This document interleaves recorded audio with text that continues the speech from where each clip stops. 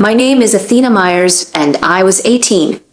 The night my mother told me to choose my baby or a roof over my head, I chose my son. She chose the door. For 20 years, my parents and my golden child brother said nothing.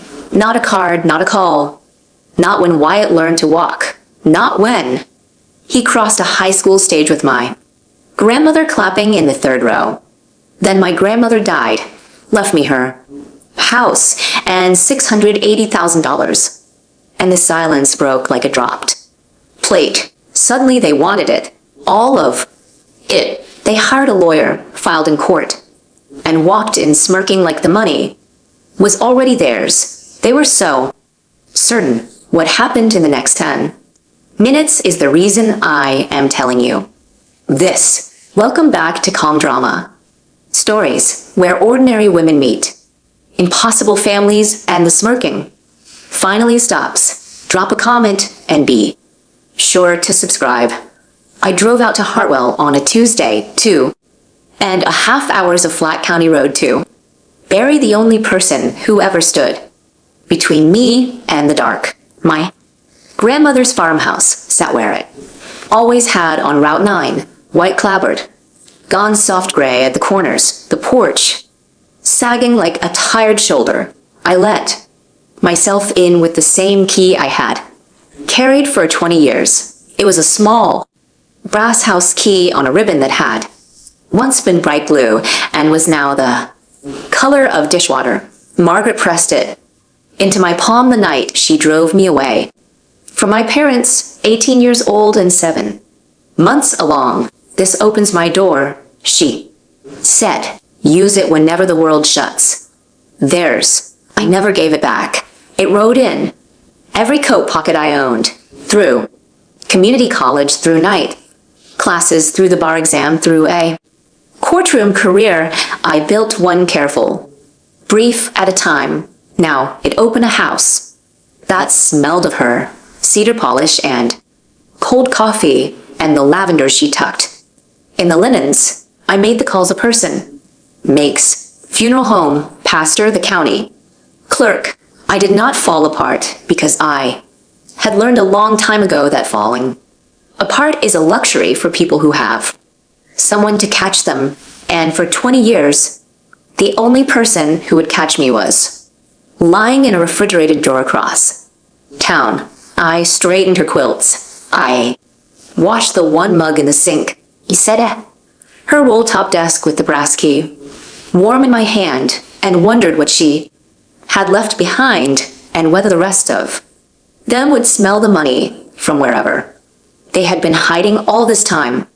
The estate attorney's office in Hartwell was one room over a hardware store with a window unit that rattled and a man named Howard Pute who had drafted my grandmother's documents for 30 years. He slid a binder across the desk and folded his hands. She was very specific. He said, I opened it and read the way I read everything now, fast and flat, looking for the load-bearing words. It was a living trust, not a simple will. Margaret had funded it years ago. The Hartwell house went to me outright. So did an account carefully grown holding $680,000. My name was the only name on it. I kept my face still, but my pulse did a small, ugly thing because money like that does not arrive without a fight attached. Is it clean? I asked. Howard almost smiled. Cleaner than anything I've ever drawn. I turned to the back and found the clause. I was already looking for a no contest provision. Anyone who challenged the trust and lost would forfeit whatever they might otherwise receive and could be ordered to pay costs. It was the kind of thing you only build when you expect a war. Did she expect one? I asked. Howard looked at the window unit for a while. Your grandmother, he said, expected your father. I closed the binder. The brass key was in my pocket. I could feel its small weight against my hip. 20 years of nothing, and now a number with 5 zeros sitting in the open like a deer in a field. I knew exactly how that looked from the tree in. I had spent my whole career watching people decide that someone else's inheritance had their name on it. Let me take you back, because you need the whole shape of it. I was 18A, senior with a scholarship offer, and a boyfriend who vanished the week the test turned positive. I told my parents at the kitchen table. My mother, Carol, set down her fork like she was placing it in evidence. My father, Glenn, studied the salt shaker. My brother, Nathan, 15, and already the family's bright hope, watched from the stairs with his mouth open. There's a couple in Springfield. My mother said, good people, they'll take it the day it's born. No one here ever has to know. I said I wasn't giving him up. I said it twice because the first time she pretended not to hear. My mother's face did something I had never seen it do, a kind of closing like a store pulling its grate down a night. Then she said the words I have carried every day since, the words I hear sometimes when I sign a sentencing order, give it up or get out. My father didn't look up from the salt. My brother went to his room. I packed a duffel, while my mother stood in the hall with her arms crossed, narrating my failures. To no one, I had nowhere to go and no money and a baby coming.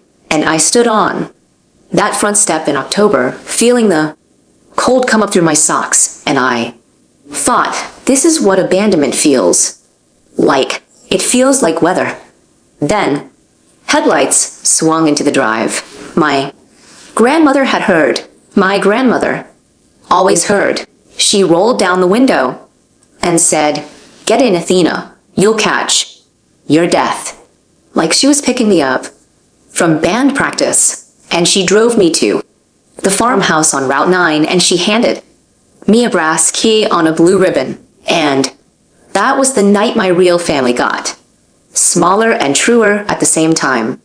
My grandmother did not coddle me, which is the kindest thing anyone has ever done. She made me get a job at the diner and enroll at the community college and learn to cook 3 things. Well, she rocked Wyatt at 2 o'clock in the morning so I could study, and she never once called my mother to smooth it over because Margaret had decided whose side she was on, and she did not relitigate her own verdicts. I transferred to the state school.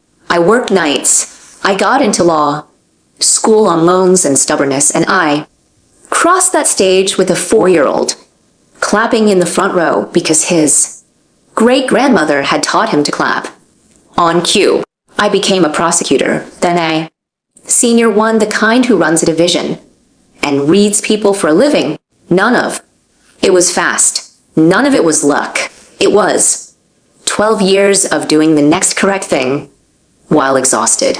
And in all that time, not one word from the house I grew up in. My mother never met her grandson. My father never asked. Nathan posted vacation photos I sometimes saw and never commented on. The family tree still had my name on it, technically, the way a deed still names a dead owner. But every time I signed a judgment that put a manipulator where they belonged, I heard her voice in my ear, flat and final. Give it up or get out. I had built a life that no one could take, brick by careful brick, and I had let myself believe the silence was terminal. The way you believe a scar has stopped hurting until someone presses on it. Then Margaret died, and the money sat in the open, and somewhere 2.5 hours away a phone began to ring.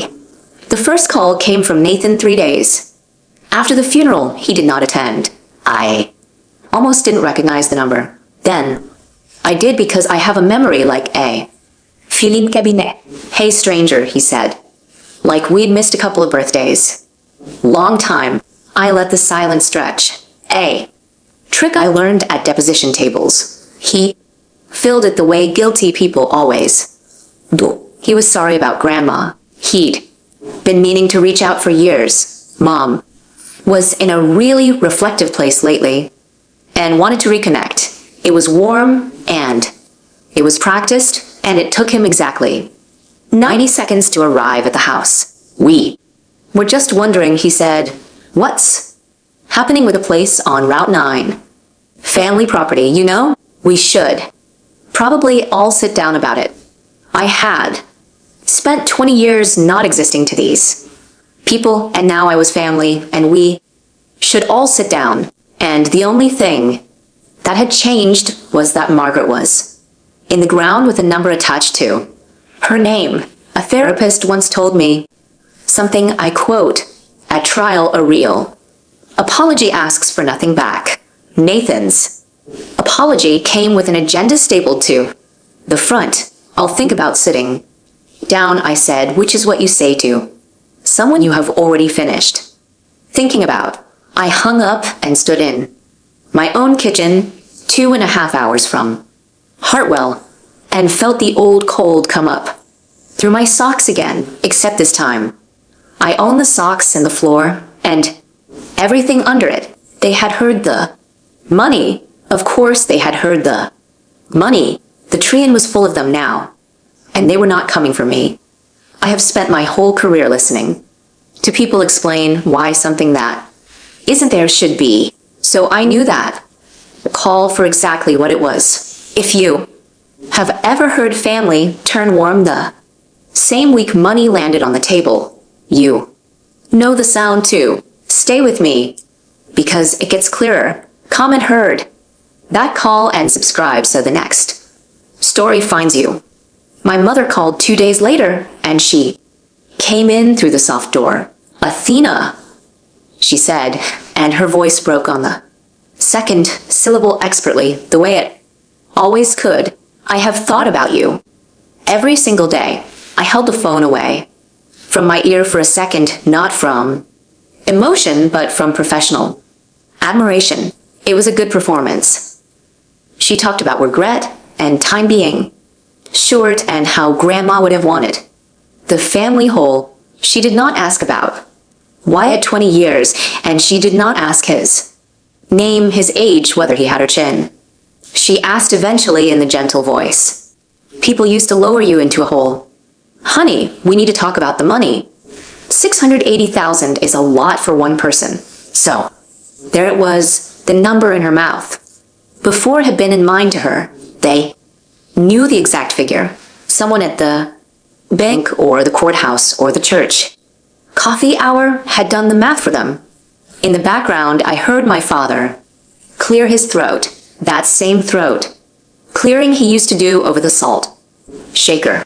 And I understood that Glenn was in the room, that they were on speaker, that this had been planned. It was a lot for one person to earn it too. I said, "She earned it. She gave it to me." My mother's voice cooled half a degree.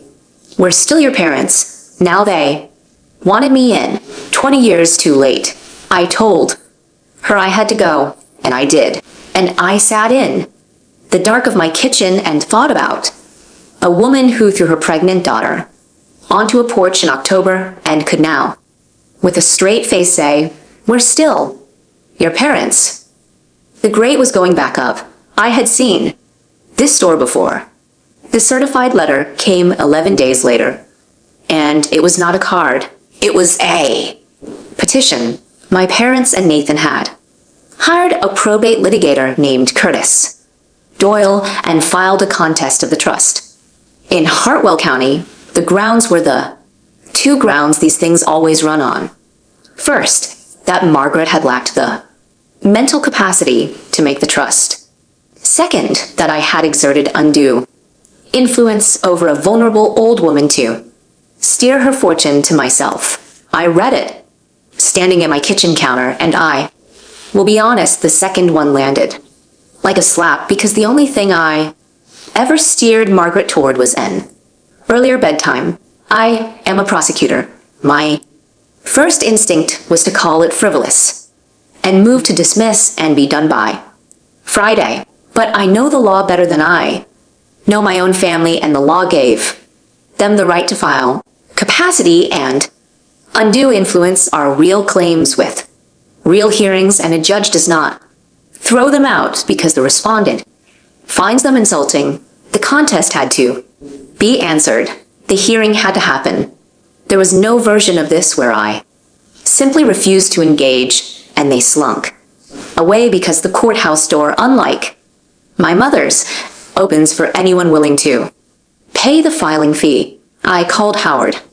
Pute. They filed, I said, capacity and undue influence. He was quiet a moment. Then it's a good thing, he said. Slowly, that she planned for it. I asked him what he meant, and he said he wasn't entirely sure that Margaret had kept some things even from him that she'd told him once. Howard, when they come, Athena will know where to look. I hung up and looked at the brass key on the counter, blue ribbon frayed, and for the first time in 20 years, I felt something other than dread when I picked it up. Here is the part one I'm not proud of. I tried to carry the whole thing by myself. It is a habit 20 years old and harder to break than smoking. I did not tell Wyatt, who is 20 now and away at school, and would have driven home that night if I'd let a single crack show. I did not tell the two colleagues who would have walked through fire for me. I told myself I had it handled because I had handled everything alone since I was 18, and somewhere along the way I had mistaken loneliness for strength. I built the file the way I build any file. I pulled the trust, the funding records, the bank statements. The documents were strong.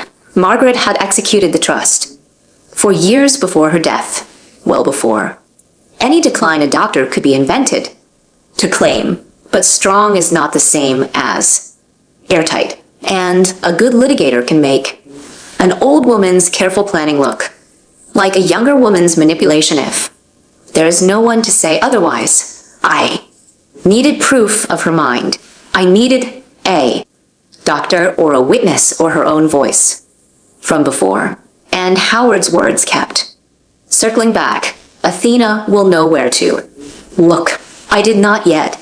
I worked past midnight at my kitchen table 2 and a half hours from Hartwell, the brass key, sitting on a stack of statements like a paperweight, and I caught myself almost reaching for the phone to call my son and putting it back down, telling him nothing, protecting him from a thing he had every right to share. That instinct, that grim solo competence was about to cost me a few weeks of peace I didn't need to lose. But I didn't know that yet.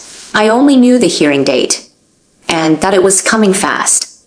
3 days later, Howard called me back. There's something I'm supposed to give you, he said. She left it with instructions. I'm not allowed to open it, and I'm only allowed to hand it over once a contest is filed. She was very specific about that part. I drove out to Hartwell again, the same flat road, and in his office over the hardware store, he gave me an envelope. It was a plain business envelope, gone yellow at the edges, the kind that sits in a drawer for years, absorbing the smell of the wood. And across the front, in my grandmother's slanted hand, was a single word, Athena. The flap was sealed with actual sealing wax, which was such a Margaret thing to do that I almost laughed in that rattling little room. Do you know what's in it? I asked. Howard shook his head. She made me sign that I never asked. I held it and felt the shape of folded paper inside. More than one sheet, maybe several. I should have torn it open right there. Any sane person would have. But I am not always sane about my grandmother, and the sight of my name in her handwriting, written by a hand that no longer existed, did something to my chest that 12 years of courtrooms had not prepared me for. I put it in my bag. I drove the 2.5 hours home with it, riding on the passenger seat like a person. I set it on my kitchen table next to the brass Key, the two of them together, the only two things she had ever handed me. Directly. And then I did not open it.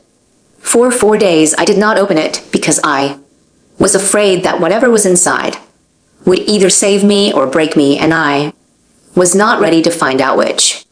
While the envelope sat unopened, my mother went to work on Hartwell. She was good at it. She'd had decades of practice making herself the wounded. Party at church potlucks. The story she told moved through town the way a story moves through a small town, which is to say everywhere, fast and downhill. In her version, poor Carol had a daughter who ran off at 18, broke her father's heart, never came back, and then swooped in at the end to charm a confused old woman out of the family's money. In her version, I was the cold one, the schemer, the girl who abandoned her family and returned for the estate. I heard it secondhand from the diner where I once waited tables from a former coworker who called me embarrassed to say, "Your mother's been saying things." Nathan posted something vague and aggrieved online about people who only show up when there's money. It got a lot of sympathy. My whole instinct, the prosecutor's instinct, was to answer it, to lay out the timeline, to make 20 years of receipts public and let them drown in the facts. I drafted the post in my head a dozen times, then I deleted it in my head a dozen times because I have watched 1,000 people lose by talking, and because Margaret used to say that the truth doesn't need a megaphone. It needs a venue. Carol's weapon was the story she told to a crowd. If I fought her with a louder story, I'd just be two women shouting in a field. My venue was a courtroom, and my weapon was paper. And the trick of asymmetric warfare is that you never let the other side choose the battlefield. So I let her talk. I let the whole town talk, and I drove out to Hartwell one more time. The woman next door to the farmhouse was Ruth Calloway, 70-odd, sharp as a tack, with a vegetable garden that put the county fair to shame. She had been Margaret's friend for 40 years and her neighbor for 30, and when I pulled into the drive, she came across the property line, drying her hands on her apron like she'd been waiting. "You're the granddaughter," she said, "the real one." We sat on her porch, and she poured iced tea and told me things I needed and things I only wanted. Then she said the thing that changed the shape of the case. I witnessed it, you know, she said. The trust. Margaret had me and the pharmacist drive into the lawyers in town, sharp as anything that day. Did the crossword and pen while we waited. I sat down my glass very carefully. "You were a witness to the signing." Ruth nodded. She wanted two people who weren't kin so nobody could say we had a stake. Told me Ruth, someday a young man in a nice suit is going to ask whether I knew what I was doing. "You tell him I beat you at gin that afternoon." I asked if she'd be willing to say so under oath. Ruth looked at me like I'd asked whether water was wet. Margaret stood up for you, and not one of them would. She said I'll stand up for her in front of God and the county. Driving the 2.5 hours back that night, I had one more thing than I'd had that morning. An independent witness with a clear memory, and no dog in the money fight. The picture Carol was painting needed me to have manipulated a fading old woman. Alone, Ruth was about to walk into the frame and stand right next to me. My mother caught me before I reached my car. She must have heard I was in town. Everyone always heard. She came up the farmhouse walk in a good coat, dabbing at eyes that weren't wet yet, and she stopped at the bottom of the steps where she could look up at me, which was its own kind of theater. "I just want my family back," she said. "Is that so?" "Terrible." I stood on Margaret's porch. the porch I'd been thrown toward a continent of years ago, and I said, "Nothing, which is a thing I am very good at." She filled the silence with grief.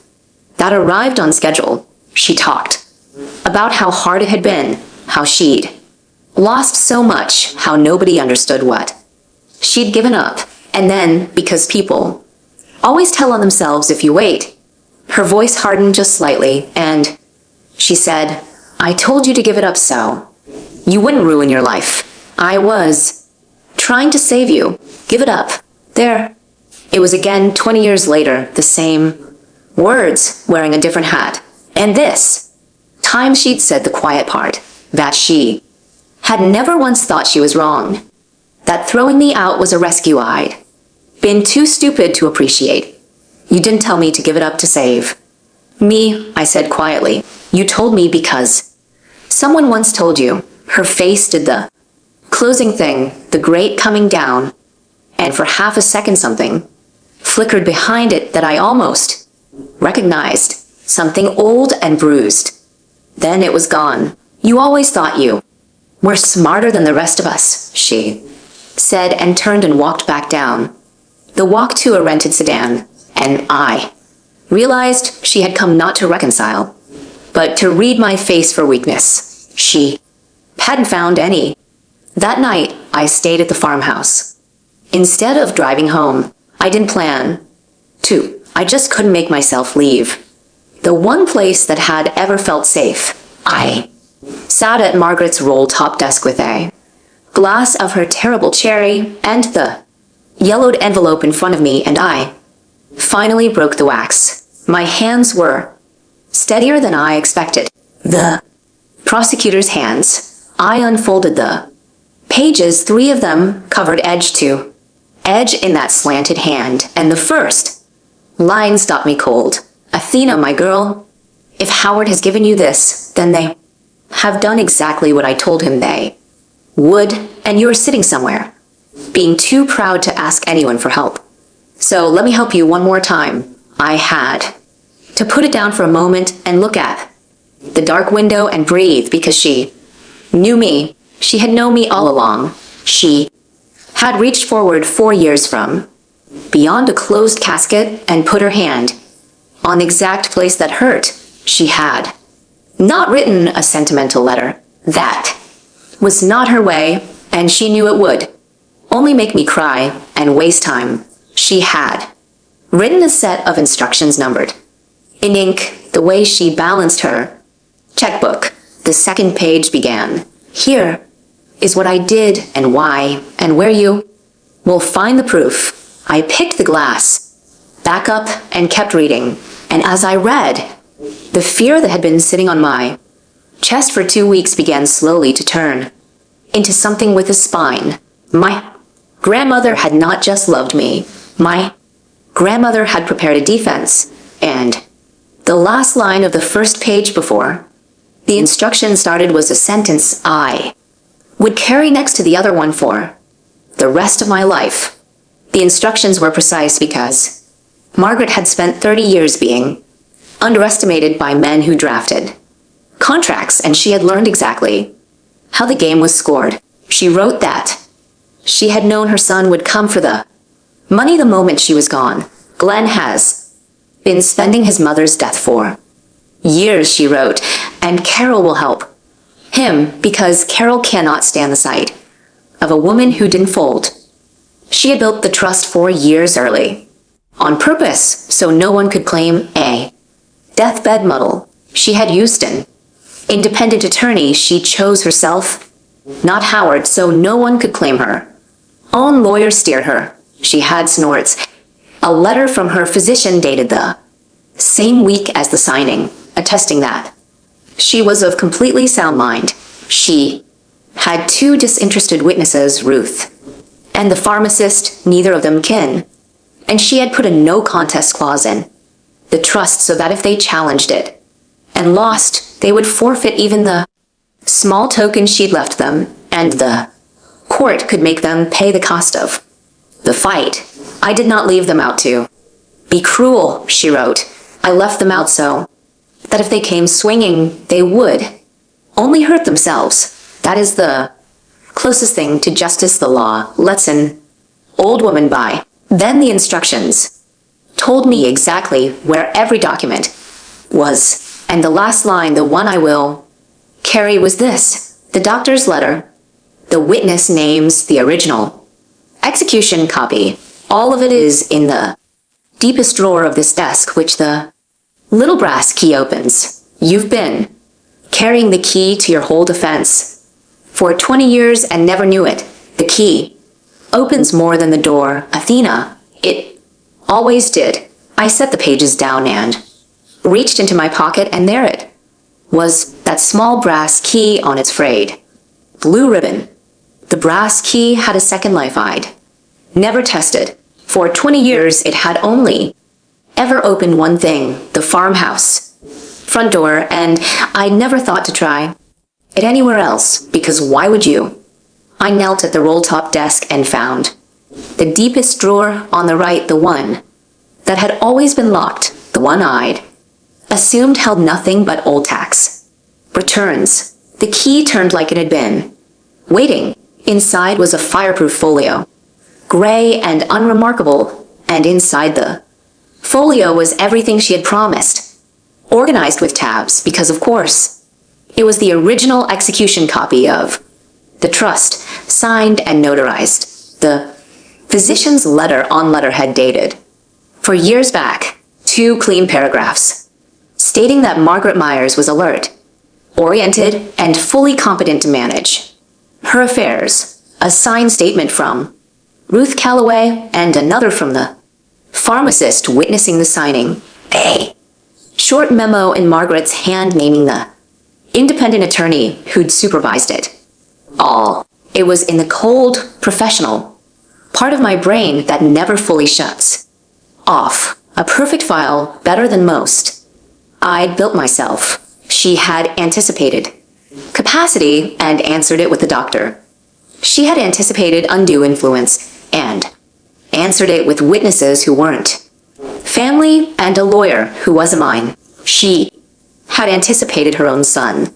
The key, I understood now, had never been about the house. The house was just the door. The key was about this, about her reaching out of the past to hand me a weapon that the other side would never see coming, because they thought they were fighting a poor single mother and her dead grandmother's wishful thinking. They were not. They were about to walk into a courtroom against a senior prosecutor, holding a file so clean it squeaked, and they had no idea. I called Wyatt that night from the farmhouse. It was the first hard thing I made myself do that I didn't strictly have to, and it was harder than the petition. Mom, he said the way he says it when he can hear something in my voice. What's wrong? So I told him all of it. The ultimatum at 18, the porch, the 20 years, the petition, the smear, the file in the drawer.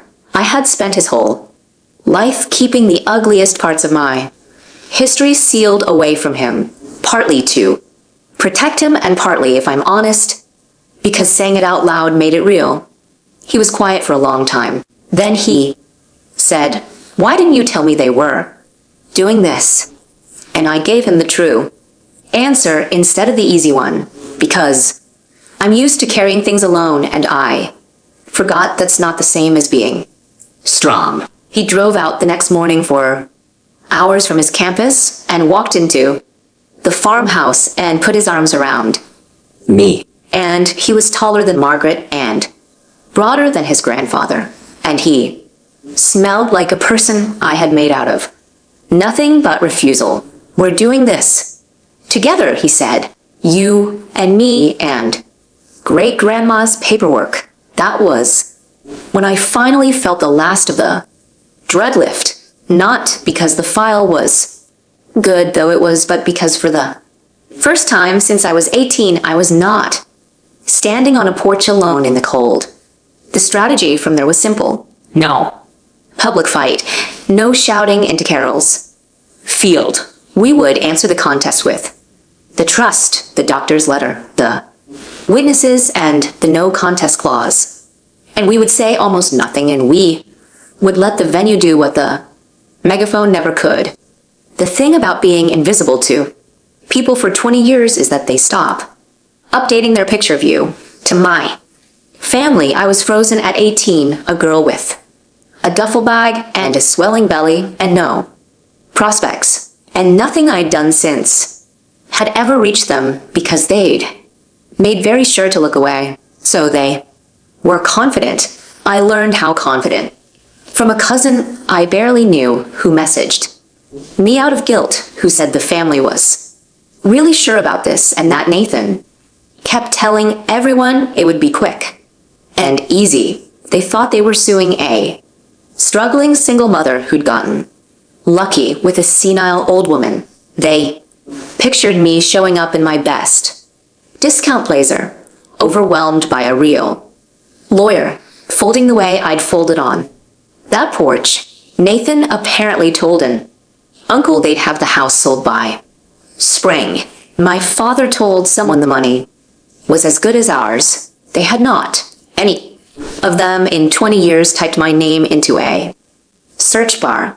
If they had, they would have found a county prosecutor's bio, a string of news write-ups about cases I'd won, a photograph of me in a suit that did not come from a discount rack, but they didn't look because looking would have meant admitting I existed, and admitting I existed would have complicated the story where I was the villain and they were the wronged. So they walked toward that courtroom, certain they were the ones holding the cards. I let them. It is a strange cold gift being underestimated by people who hurt you.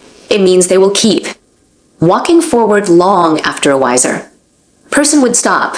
I just had to make sure that when the floor finally dropped out, there were witnesses.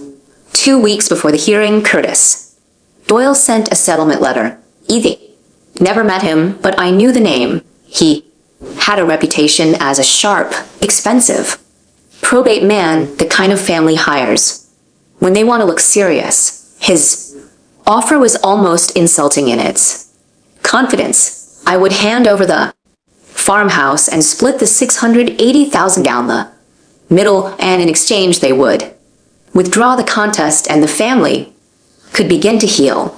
It was written in the soft, reasonable language of a man who assumed the other side would be grateful for a way out. He had clearly been told the same story everyone else had been told, that I was the cold daughter who'd taken advantage and that I'd jump at a chance to avoid a courtroom. I read it twice, then I wrote back 4 sentences. I declined the offer. I noted that the trust was valid and would be defended. I observed that the contest, if pursued and lost, would trigger the no contest provision. I wished his clients well. I did not explain who I was. I did not threaten. I did not gloat. A settlement that hands a manipulator half of what they tried to steal is not peace. It is a down payment on the next demand, and I had learned that lesson at 18 with my whole body. People asked me why I didn't just take the deal and keep the family quiet, because there was no family to keep. There was a woman who threw me out and a man who watched and a brother who posted about it, and you do not buy silence from people like that. You only finance their next move. So I let them keep walking toward the floor that was about to drop. People still ask why I didn't just settle and keep the peace. Peace with someone who only wants your silence isn't peace. It's a down payment on the next demand. And I learned that the hard way at 18. If a boundary you set ever got you called cold, this story is for you. Comment boundaries aren't cruelty. And hit subscribe. I drove out to Hartwell to see Howard one more time before the hearing because I wanted to be sure I understood the mechanism, not as a lawyer this time, but as a daughter. We sat in his rattling office and he walked me through it slowly, the way you'd explain A trap to someone who'd never seen one. Spring. The no contest clause meant that. The small token Margaret had left them. A few thousand each, a gesture more than. A gift could vanish if they pursued the contest and lost, not automatically. Howard was careful to say, in this state, a no contest clause won't be enforced against a challenger who had probable cause to file a real reasonable basis to question the trust. But that's their trouble, he said, with the doctors. Letter dated the same week she signed, and 2 witnesses who aren't kin there. Is no reasonable basis. A judge could find they filed knowing better. Once she does, the clause bites, worse for them. Under this state's law, the court has discretion to shift the costs of defending a trust onto someone who litigates in bad faith. And Margaret's trust expressly asked the court to. It's the judge's call, not a sure thing. Howard said judges don't love punishing families, but with that letter and a contest this thin, she'd have every reason to. Your father could walk out, owing money, real money, on top of Doyle's fee, which they're already paying. I sat with that my father, drowning in debt, and my brother whose failed venture had started this whole reach would not only fail to take the 680,000, they would dig their hole deeper trying. There was nothing magical about it. No. Secret clause that triggered itself. No. Movie trick reversal. Just an old woman who understood that the law rewards people who plan and punishes people who grasp, and who had built a structure where her family's own greed would be the thing that buried them. She really did think of everything. I said, took off his glasses and rubbed his eyes. Athena, he said, your grandmother once told me that the most dangerous person in any room is a woman everyone keeps mistaking for soft. I never knew which of you she was talking about. I drove home thinking it had been both of us all along. The week before the hearing, my mother asked to meet alone. No lawyers, just us. Against my better judgment, I agreed. In a public diner, the one I'd waited tables in because I wanted to control the venue even for this. She looked smaller than on the porch. She stirred a coffee she didn't drink, and then she told me something I had never known. When she was 17, her own parents had forced her to give up a baby, a boy.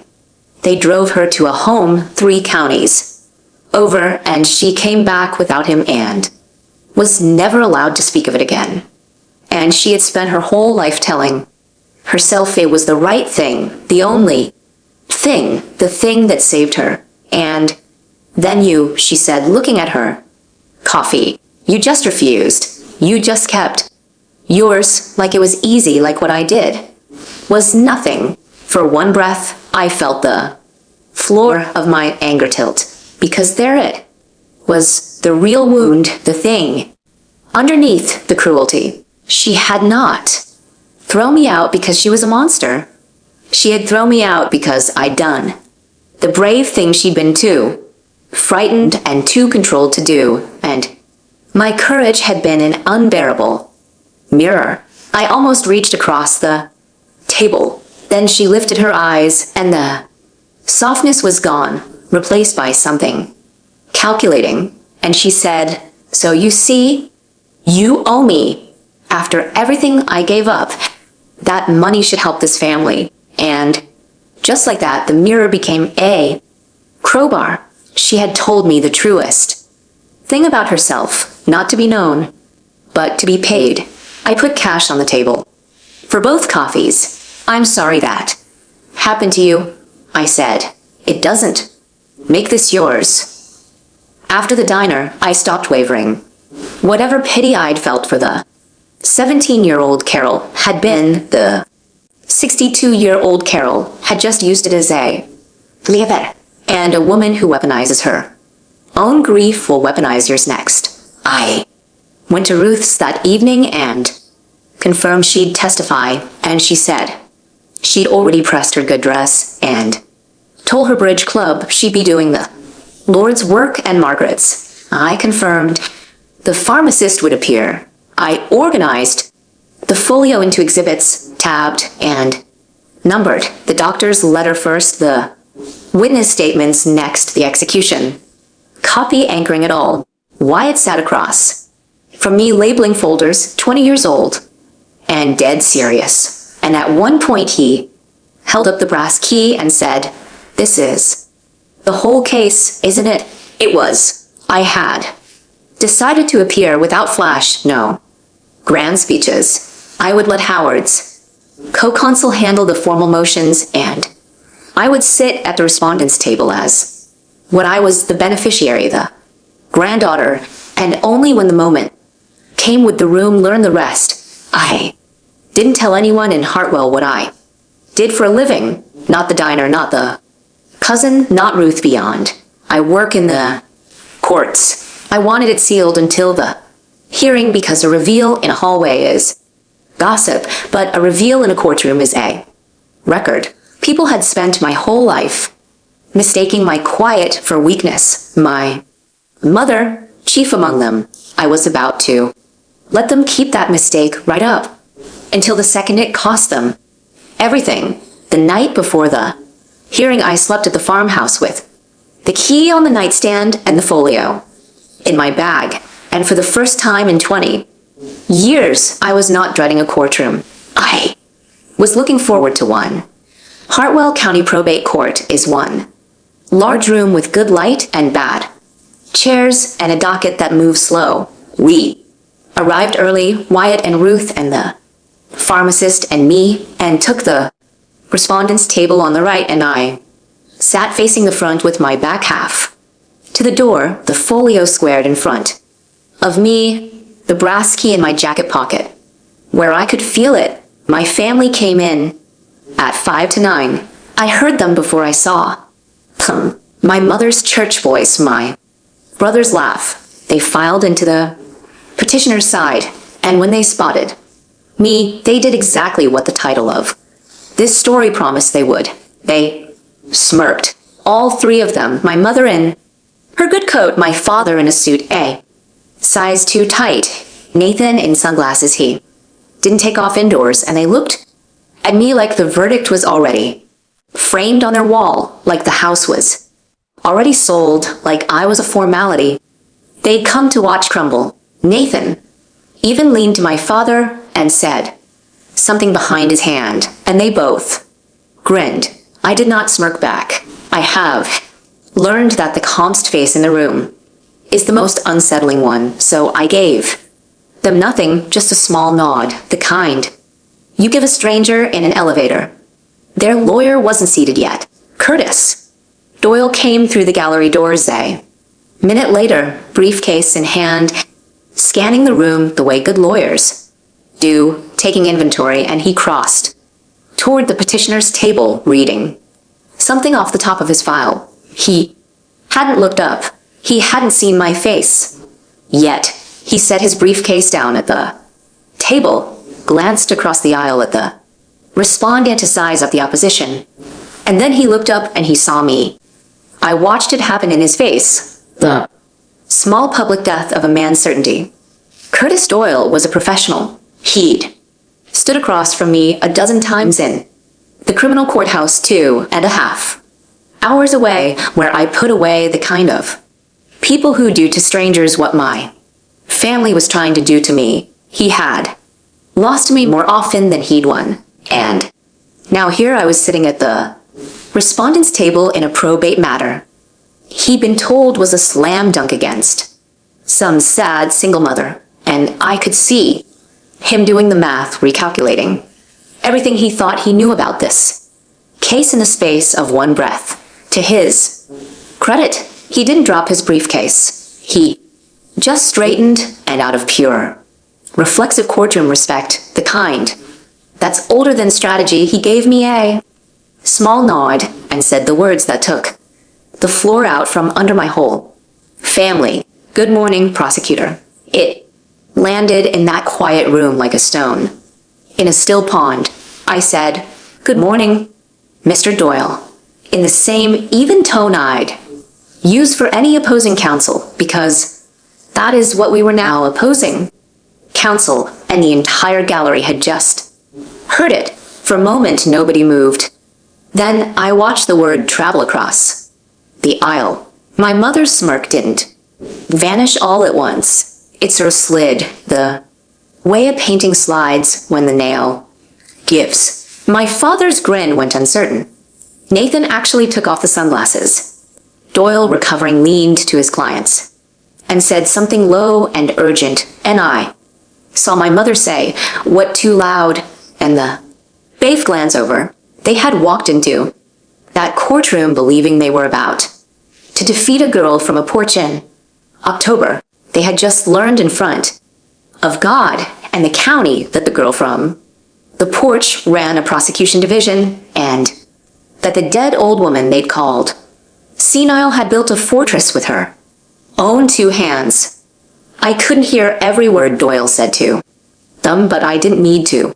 I've sat at enough tables to read a lawyer telling a client the ground has shifted. He was explaining who I was, senior prosecutor, division chief, the person he'd faced across the aisle in cases that made the news, the opposite in every measurable way of the helpless woman they'd sold him.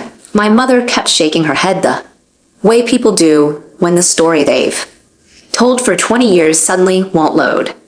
My father had gone gray. Nathan leaned in, jabbing a finger at the table, clearly insisting it didn't matter that a prosecutor and a probate lawyer weren't the same thing, which is true, and also entirely beside the point, because the thing that had just changed wasn't the law, it was the gravity. They had built their whole approach on the assumption that I would be overwhelmed, that I would know undue influence from a parking ticket that one expensive lawyer would steamroll me into a settlement.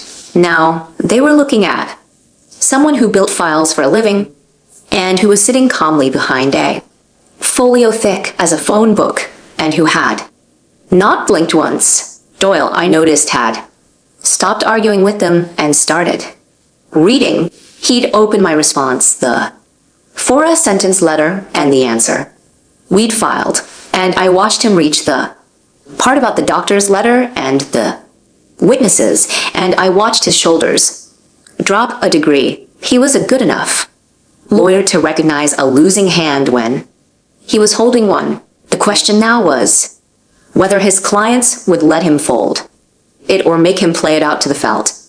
Knowing my family, I already knew the answer.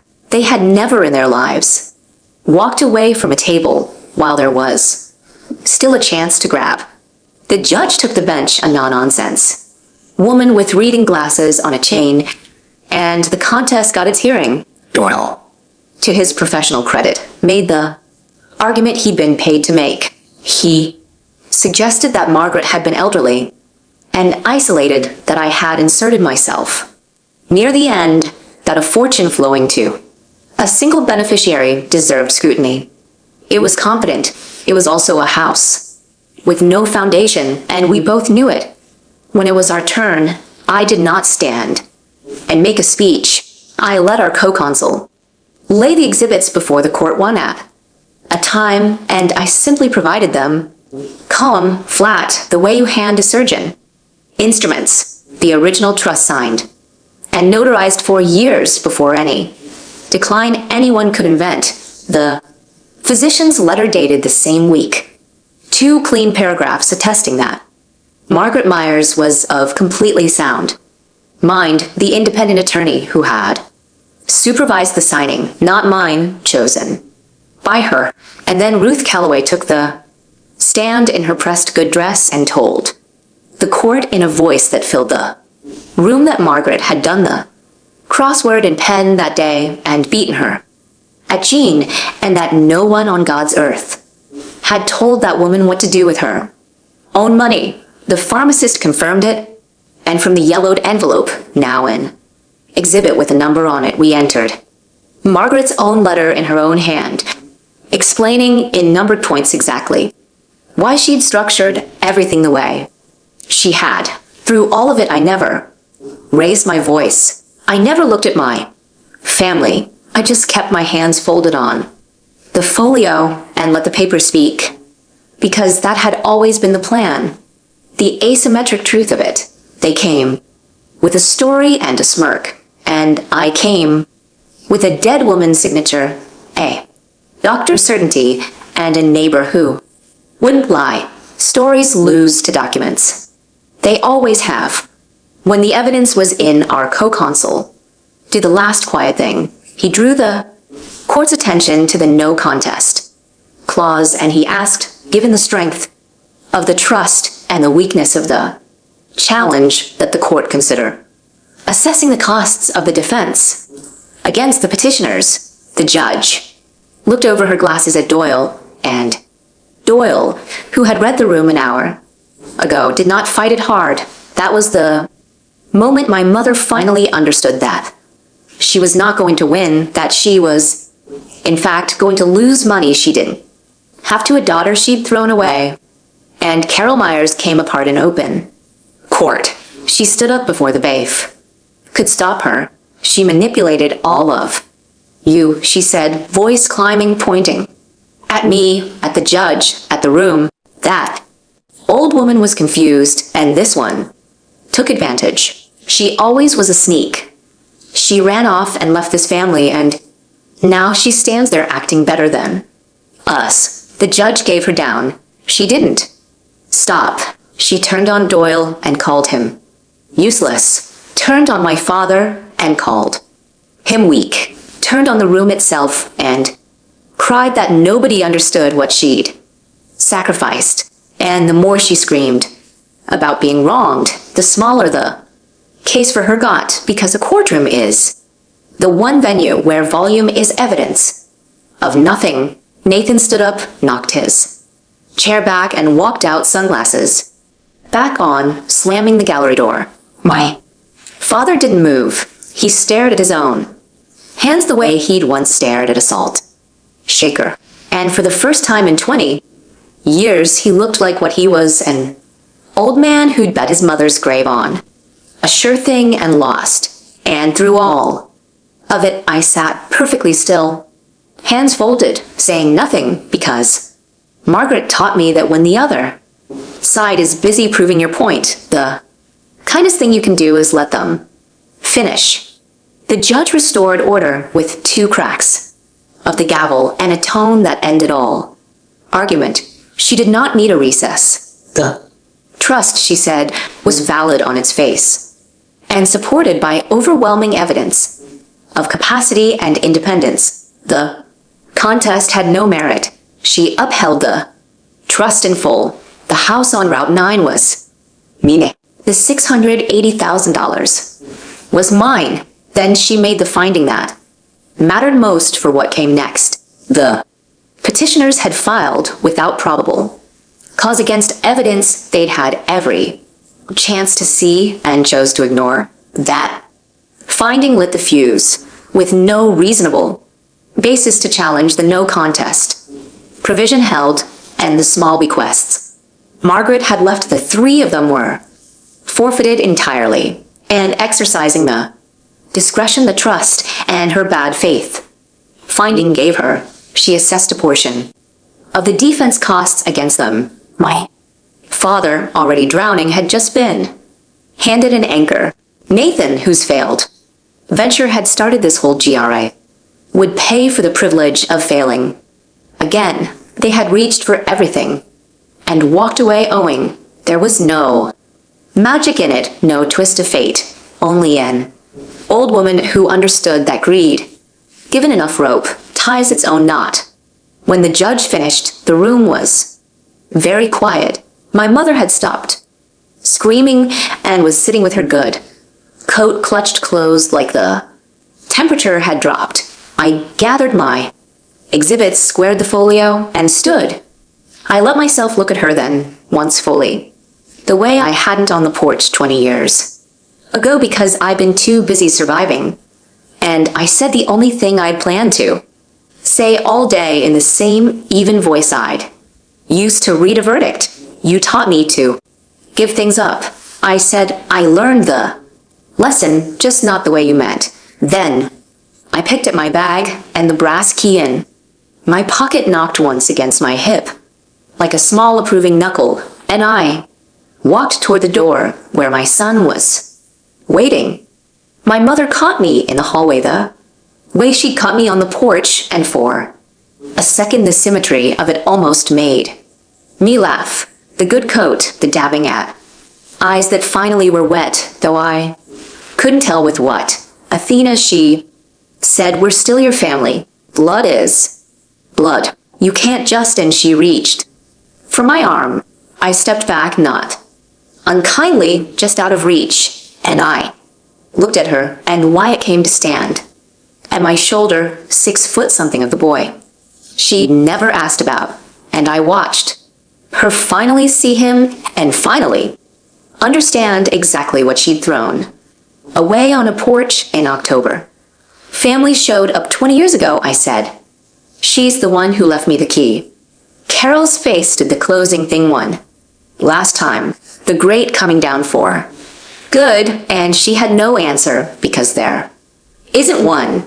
I turned and walked out with my son into the parking lot, into the flat county light, and I took the brass key out of my pocket and turned it over in my hand. For 20 years I'd thought it opened the house. Then I thought it opened a drawer with a fortune's worth of proof inside. Standing in that lot, I finally understood what Margaret had meant. The key opens more than the door. It always did. It had never been about the house or the desk or even the money. It was about knowing with total certainty which people were a roof and which people were the weather. I'd spent 20 years afraid the weather might still get in. It couldn't. I'd had the key the whole time. Wyatt put his arm around me, and we drove the 2.5 hours home, and not one of them followed. Here's how it landed. In the measurable way that I trust more than feelings, the trust held. No appeal was filed because Doyle told them. I later heard that an appeal would only deepen the costs, and even my family could do that much arithmetic. My father and Nathan paid the assessed costs on top of Doyle's fee, which meant the reach for $680,000 left them tens of thousands poorer than when they started, on top of debts they already couldn't carry. Nathan's golden child shine, it turned out, had been mortgaged years ago. The failed venture that started all this finally collapsed for good. My mother went quiet in Hartwell, the story she told curdling into the one the town actually believed. Now, which was the true one? I did not gloat, and I did not gloat publicly, because winning loudly is just losing slowly. I kept the farmhouse. Wyatt and I spent that summer fixing the porch that had sagged like a tired shoulder, and we repainted the front door clean white, and I hung the brass key on a little hook beside it, blue ribbon, and all where it stopped being a weapon and went back to being what Margaret first gave me, the key to a place where the world couldn't shut me out. Ruth comes for a Sunday supper. The pharmacist waves when I'm in town. Wyatt brings friends home to a house that used to be a hiding place and is now just a home. Clear as throat, my parents have not called. I don't expect them to, and I've stopped flinching when the phone rings.